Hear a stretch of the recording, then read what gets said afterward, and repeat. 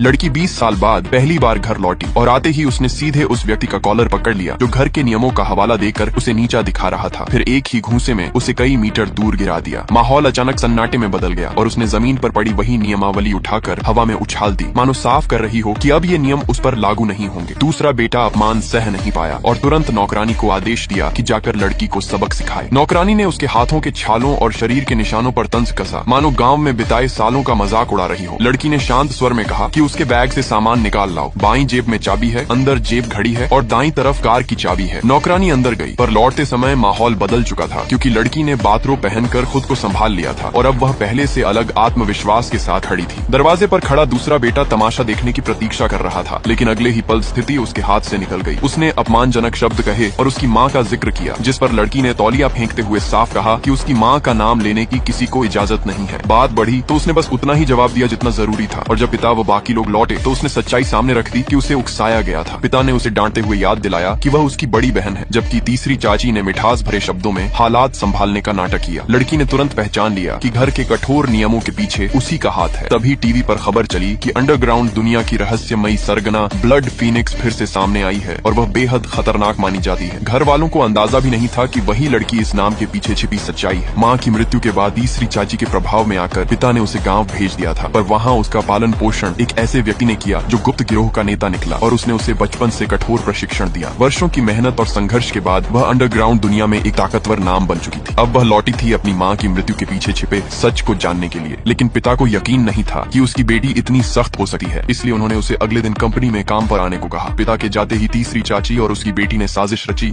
और पुराने षड्यंत्रों का जिक्र किया, जिससे लड़की समझ गई कि 20 साल पुराने हिसाब अब भी बाकी हैं। अगले दिन उसे कंपनी ले जाया गया, जहाँ उसे जानबूझकर सफाई विभाग में भेजने की कोशिश हुई। उसने चेतावनी दी कि शब्दों का चयन सावधानी से करें और सीधे पिता के कार्यालय पहुंचकर पूछा कि क्या सच में उसके लिए यही पद तय हुआ है। पिता ने हैरानी जताई और पूछा कि वह किस विभाग में जाना चाहती है। लड़की ने शांत स्वर में कहा कि उसे वही कुर्सी चाहिए जो निर्णय लेती है। दूसरे बेटे ने उसका मजाक उड़ाया और फिर माँ का नाम लिया, जिस पर लड़की ने बिजली सी तेजी से उसे चुप करा दिया और दोबारा सीमा पार न करने की चेतावनी दी। तभी तीसरी चाची ने नई शर्त रखी कि यदि वह ब्लैक ड्रैगन गैंग से बकाया वसूल कर लाए तो जनरल मैनेजर की कुर्सी उसकी होगी। माँ बेटी को भरोसा था कि वह यह जोखिम नहीं उठाएगी, लेकिन लड़की ने तुरंत चुनौती स्वीकार कर ली और साफ कहा कि यह उनकी मांग थी। पिता ने उसे रोकने की कोशिश की, पर वह पहले ही निकल चुकी थी।